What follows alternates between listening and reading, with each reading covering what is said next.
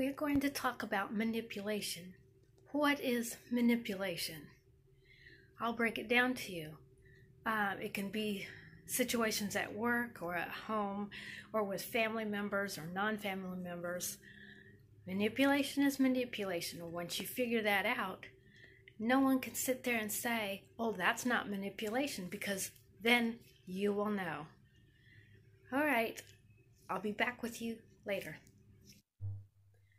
So we're going to talk today about manipulation in the sense of with interpersonal relationships, such as friendships, family members, significant others, work buddies, whatever. That's what we're going to talk about today. Hello, Gypsy Souls. Now, if you haven't already, put a like on the video and comment below what your thoughts are. Now let's get started. And one of the ways that people use to manipulate someone else is by using what we call the home court advantage. Now that simply means that whatever environment that they feel safe and secure, they know most about, they're comfortable. So you might not have the home court. So just say if it's like between you and your significant other or a potential dating situation, then they might like to visit their restaurant in their neighborhood versus your restaurant in your neighborhood. Or they might want you to come to their house versus them coming to yours.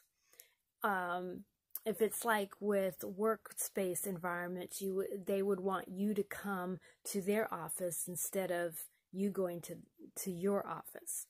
It's just like the home court advantage, wherever they feel most comfortable being, because they want to feel comfortable and have the edge. Another way they can use manipulation is by letting you speak first. If you're going to discuss something, especially on a touchy subject, they want to have you speak first so that when they speak, they already know where you're coming from, and they will take advantage of it and spin things in their favor versus your favor. They want to take advantage of or twist your words or try to come across as sympathetic when they're really not, or they'll talk with you and then talk about something totally different and twist the words to the next person. So they will twist the words that you say and make it into something that didn't even occur, but they will spin this other line to someone else so that the other person thinks that you said something that you did not say. So they always allow you to speak first. Therefore, they gain ammunition against you. And they're very subtle about this. You don't even know, unless you're really highly skilled in this, you don't even know it's happening until after it's happened. And then you find out, oh crap, they said what? So this is part of manipulation. Another way that someone uses manipulation is by lying. Or in other words, manipulation of the facts. So they will take the facts at hand and they will spin a different slant on it so that it sounds way different. And then they will relay this, altered sense of reality. They will spin this new story and say, well, this happened like this, or so-and-so said this. And they will use this behind your back, or they will talk to another person, come back to you and say, well, this person said this, or this person agrees with me, so I must be right. See, their end game is always to be right. They have to be right on everything. And for the manipulator, communication is always about a win-lose game. It's all about the end game. And the thing about it is, it's always them, the manipulator, has to win at all cost, and you have to lose, because there is no in-between. There is no other way. It's always about them winning and you losing. Every single time. And of course, the other manipulation is that they are very insecure and they are very, very needy. They have an unrealistic expectation of what a relationship is supposed to be like.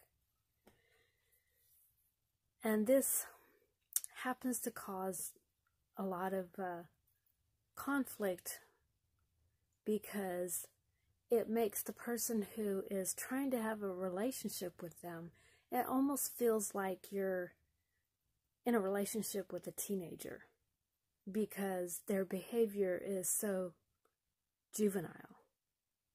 It makes it very, very difficult to have an adult relationship with them. In fact, nearly impossible. They are just definitely not suitable for any kind of a real, authentic relationship. And part of their neediness is they feel that you need to be at their beck and call. You need to be there for them so that they can feel secure in the relationship. Because if you are doing something other than being with them, they think that you don't love them. And this makes it extremely hard for any relationship to exist on those terms. Another manipulation is that they're distrustful of you. They accuse you of things that you're not doing, and this has no place in a relationship. So that's another way that they use to manipulate you, so that it kind of keeps you on edge, like, well, what did I do to upset them? It's like, come on, seriously? They are often mistrustful. They don't trust you. They are often jealous of you. They're jealous of your time spent with anyone but them. They're jealous of innocent conversations you have with anyone but them, because they somehow think that you might be cheating on you. So if you might be cheating on you, they have to accuse you of cheating, because there's surely some truth to that in their mind. That is not the truth at all. They just presume that you're cheating, and you're not. So this is another way that they use to manipulate you. They tell you that you are cheating, even when you're not cheating. They tell you that you're flirting, even though you're not flirting with anyone else. Makes it very difficult. Another way they use to manipulate you is they are very, very possessive of you, your time, and everything about you. They want control of that. They want you to be with them all the time, so they can keep tabs on you, so they know exactly what you're doing, because they are so fearful that you're going to do something and leave them. They also blame their bad behavior on everyone else. They will blame everyone else, like, oh, well, I'm sorry, I didn't know. Or it's like, well, I didn't have a choice because so-and-so did or said something. So therefore, their bad behavior was not their fault. They take no ownership whatsoever in the bad things that they do and say. This video, first, let me take a sip of chai.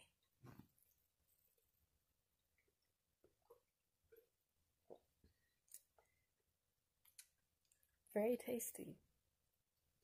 Now, let's get on with the rest of the video. What I'm going to talk to you about is a few examples in the real world. There's a million different variations of the same thing. Some people may be able to relate to this because this is real world, this is real life. And so let's jump into it. One example in the real world, in my experience, hiding items and not letting me take them home. So for instance, if I bring personal items, clothing, etc., to his house and spend nights there at his house. Certain items that he wanted control over, he would hide them so I couldn't take them home. That is a form of manipulation because he's looking for some form of control over the outcome of the relationship. And it is born out of fear that I might leave him. In order to keep me from leaving him, then he wants to control certain aspects of our dating life. So that is a form of manipulation. He did this in the guise of, you know, I might need to let you know for a special occasion I want you to wear this dress or that outfit. That way it'll be here at my place so that it will be convenient for you to just come on over and throw those clothes on, and then we can go out to eat or do whatever. He spun that as he goes to work and he asks his little buddy at work and poses the question in an innocent little way that is it wrong or bad for the girlfriend to bring clothes over and keep them at the boyfriend's house? Spun in a way to where it seems real innocent like. Of course, the friend is going to say, oh yeah, there's nothing wrong with that. People do that all the time. True. However, most people do not hide things from the significant other, try to control the relationship by hiding things that belong to the significant other. The story was spun so that he could try to get ammunition because he had to be right. Another example of the same variation, we had gone on a camping trip. He didn't want me to take the camping gear home. I insisted on taking my pack home, but he didn't want me to take the pack that it was my gear, and he didn't want me to take it home because, oh, well, we're planning on going another camp out next month, so you can just leave it here. He didn't want to let me take it home. And then he ended up getting a lock on the extra room that he kept the camping gear in. And, of course, trying to keep me from taking things home that belonged to me. So that's the same variation, only it was camping gear. Another example was I had a picture that he was supposedly going to get a frame, and he never did. He had that thing for months and never got a frame for it. But then the minute I wanted to take it home, oh no, you're ruining the surprise I was going to have for you. I was going to do this special for your birthday. Oh my goodness, you always make such a big deal over something like that. You're ruining the surprise. I am this true and blue man that I have to take care of you, and I'm going to get this frame for this picture for you. Well, no, it's my picture. You can just take a measurement. You don't need the picture to go get a frame. So he didn't want to let me take my own property home. So there's like several different things that were mine that he didn't want to let me take home. Finally, when I made a big stink over it, he finally let me take it home. But not until after he made such a big stink of making sure that I couldn't take my own items home when I want to. That's control in a relationship. It has no reason to do that within a relationship. Okay, here's another example. We went on a camp out early in the year. We originally had one location in Oregon that we were going to go to because it's early in the year and it's supposed to rain. And so we're trying to figure out some place we could go that we wouldn't get rained out.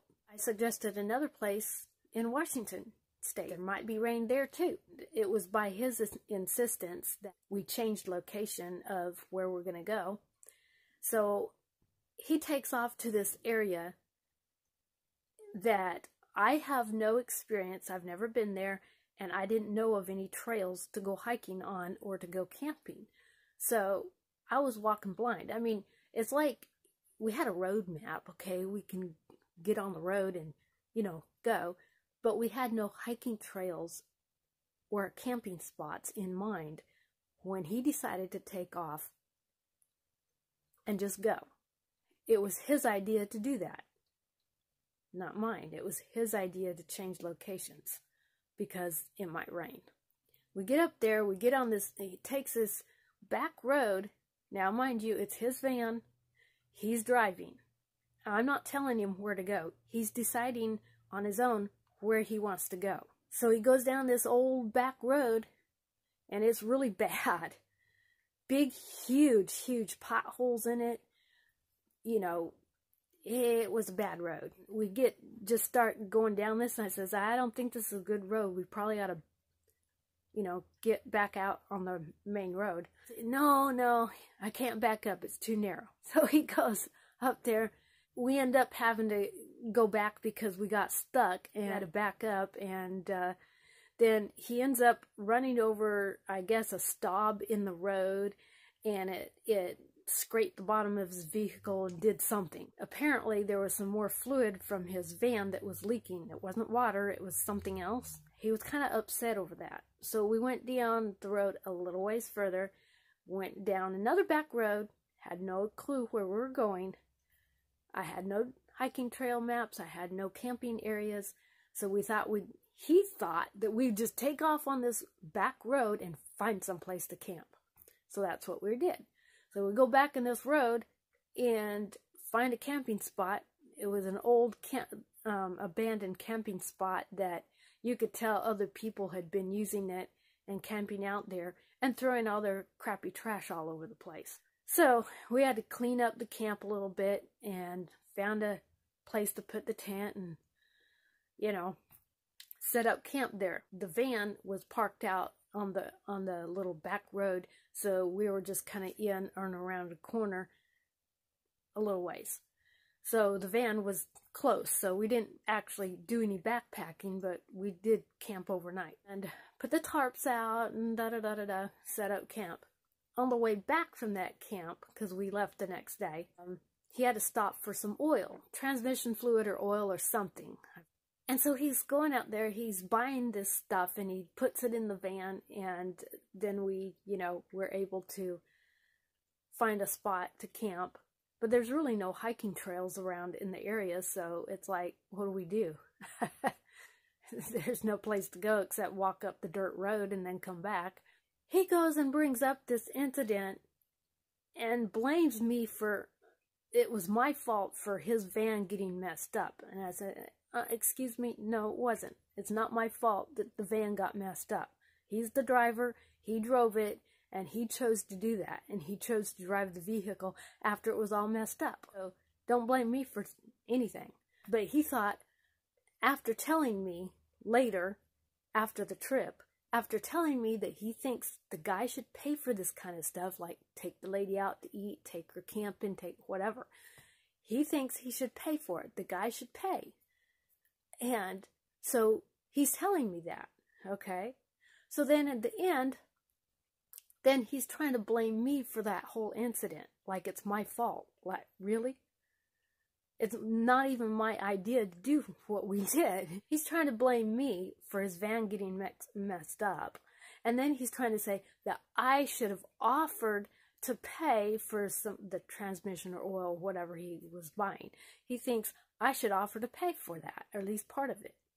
And I'm like, why? He's the one telling me he should pay, and it was his mess up that he messed up his van anyway. So, you know, that's another example of him twisting things around to make himself look like he's the poor little victim and I caused all the problems.